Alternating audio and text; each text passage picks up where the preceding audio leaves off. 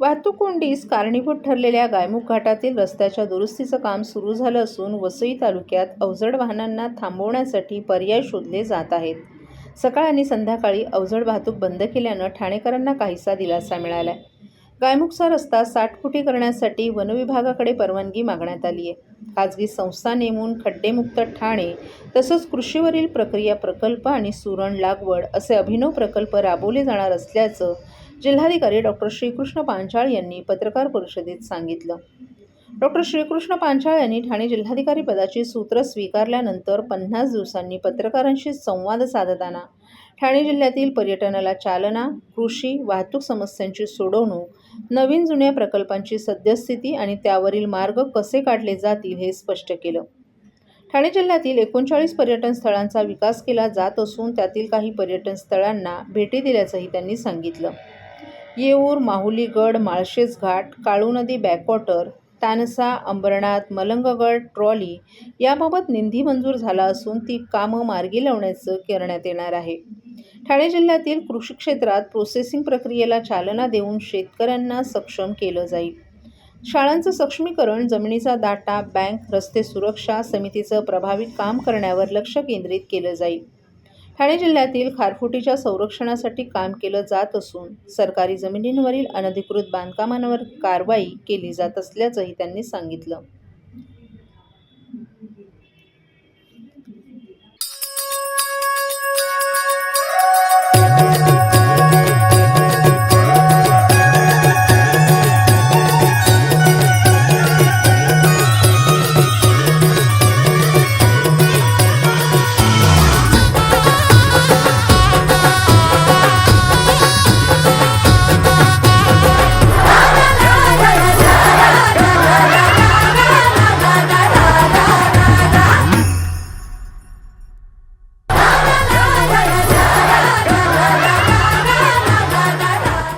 सर्व नागरिकांना आवाहन करण्यात येत आहे की सध्या डासांमार्फत पसरणाऱ्या डेंग्यू या आजाराचा प्रसार रोखण्यासाठी प्रत्येकाने पुढीलप्रमाणे कार्यवाही करावी.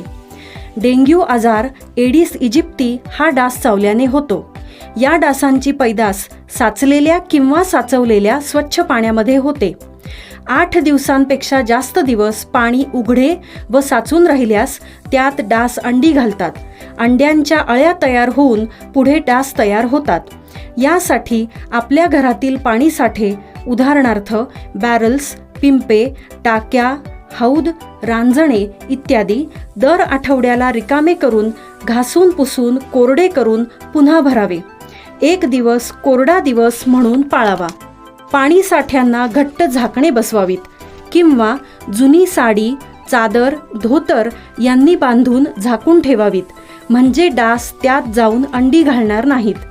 घराच्या गच्चीवर, आजूबाजूला, अंगणात कोठेही पाणी साचू देऊ नये.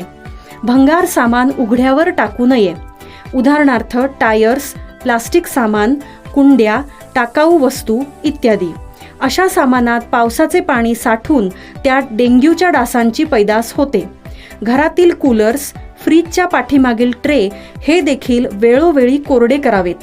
लक्षात ठेवा, नुसत्या फवारणीने डास घनता कमी होत नाही, तर त्यासाठी डास पैदास ठिकाणे नष्ट करणे ही आपल्या सर्वांची जबाबदारी आहे. कोणताही ताप अंगावर न काढता जवळच्या शासकीय रुग्णालयात मोफत औषधोपचार घ्या. अशा प्रकारे नागरिकांनी सहकार्य केल्यास डेंग्यूचा प्रसार रोखणे सहज शक्य आहे.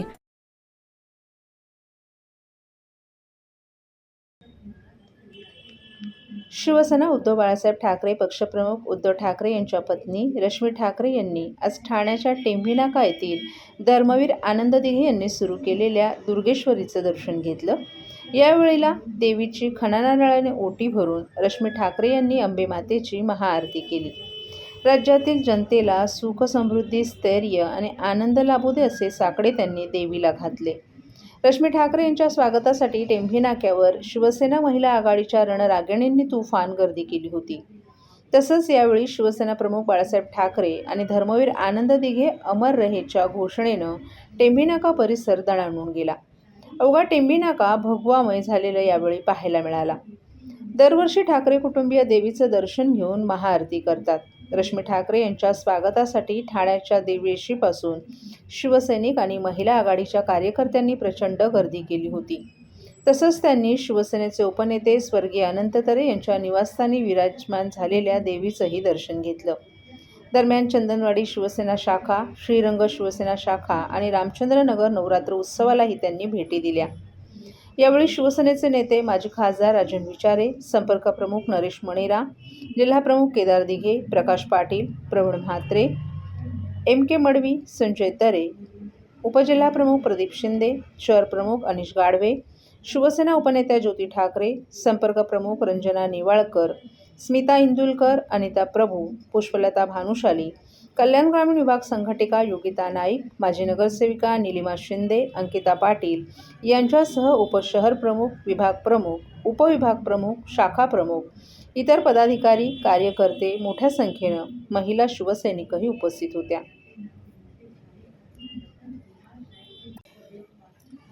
गुरुवर्य धर्मवीर आनंद दिघे यांनी सुरू केलेल्या टेंभीनाका येथील नवरात्र उत्सव सध्या त्याच जल्लोषात उपमुख्यमंत्री एकनाथ शिंदे यांच्या पुढाकाराने सुरू आहे.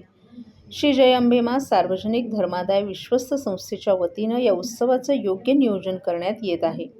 नवसाला पावणारी, भक्तांच्या हाकेला धावणारी अशा या मातेच्या दर्शनार्थ भाविक भक्त लांब लांबून येत असतात. नुकताच अंबेमाता दुर्गेश्वरीची मनोभावे पूजा करून आरती करताना महिला आघाडीच्या जिल्हा संघटक माजी महापौर मीनाक्षी शिंदे यांनी देवीची मनोभावे पूजा अभिषेकाने आरती केली. यावेळी उपजिल्हा संघटक वंदना डोंगरे, माजी उपमहापौर पल्लवी कदम तसंच माजी नगरसेविका मालती पाटील, साधना जोशी, एकता भोईर, पूजा वाघ तसंच इतर माजी नगरसेविका, महिला आघाडीच्या सर्व पदाधिकारी, कार्यकर्ता आणि महिला वर्ग मोठ्या संख्येनं उपस्थित होता.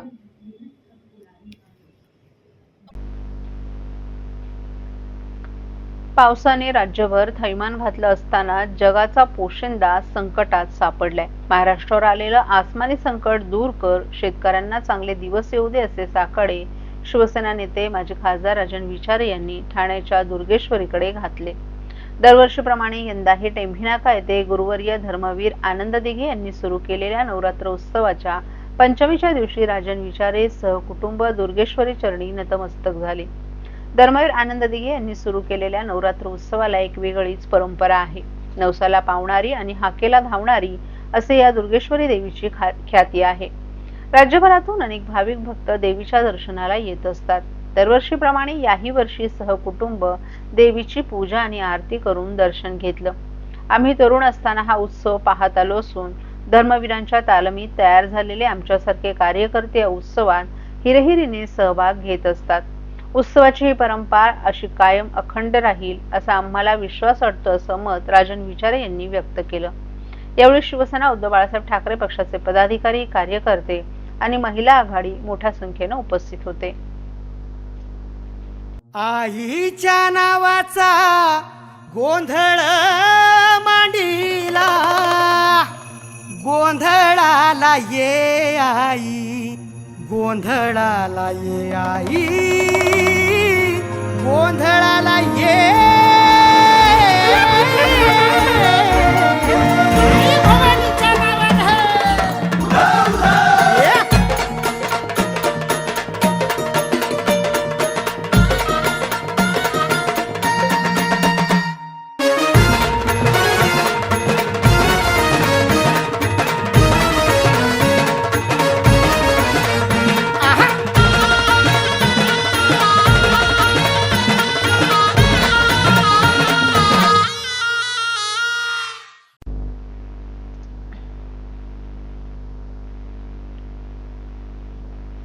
स्वच्छ भारत मिशन अंतर्गत महात्मा गांधी यांच्या जयंतीचं औचित्य साधून संपूर्ण देशभरात 17 सप्टेंबर ते 2 ऑक्टोबर या कालावधीत स्वच्छता ही सेवा हा पंधरवडा सुरू आहे.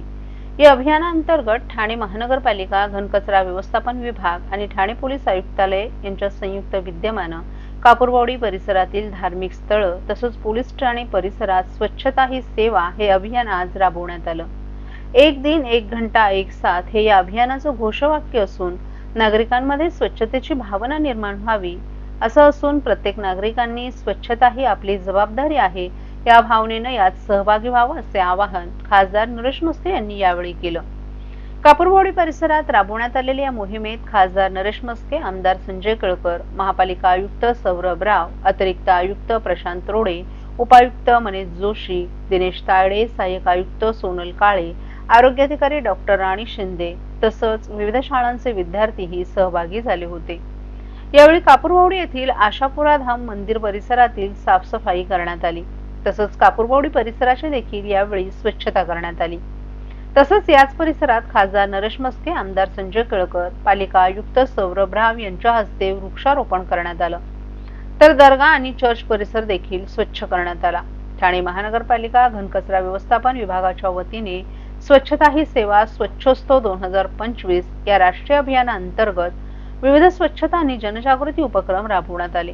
या उपक्रमांचा उद्देश नागरिक सहभाग वाढवणं, पर्यावरण संवर्धन करणं आणि आरोग्यविषयक जागरूकता निर्माण करणं असं असल्याचं आयुक्त राव यांनी नमूद केलं.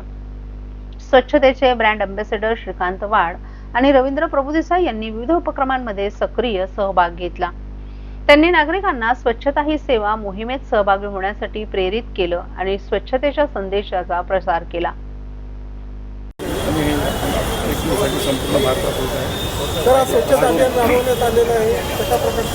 संपूर्ण हिंदुस्थानमध्ये स्वच्छता पंधरवडा साजरा केला जातोय. एक दिन, एक साथ, एक घंटा हे वाक्य घेऊन, घोषवाक्य घेऊन नागरिकांमध्ये स्वच्छतेची भावना पसरावी आणि प्रत्येकाने या स्वच्छता मोहिमेस सहकार्य करावे. प्रत्येकाने स्वतःमध्ये आपण आपलं घर ज्या पद्धतीने स्वच्छ ठेवतो त्याच पद्धतीने आपला परिसर स्वच्छ ठेवावा ही भावना निर्माण व्हावी, याकरिता ही जी मोहीम राबवत आहे त्याचा आज या ठिकाणी कार्यक्रम, उद्घाटन सोहळा, मी म्हणेल उद्घाटन नाही तर कार्य करण्याची जी सुरुवात आहे ती आज झालेली आहे.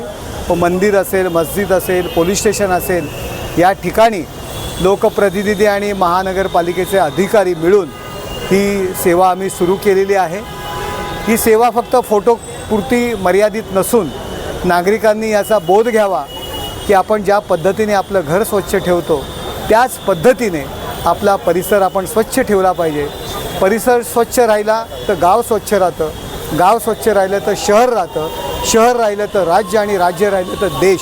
आणि म्हणून प्रत्येकाने आपल्या आजूबाजूला जर कोणी अस्वच्छता करत असेल तर त्याला टोकलं पाहिजे, त्याला सांगितलं पाहिजे की तू हा परिसर अस्वच्छ करतोयस तर हे करू नको, तर आणि तरच ही मोहीम यशस्वी होईल.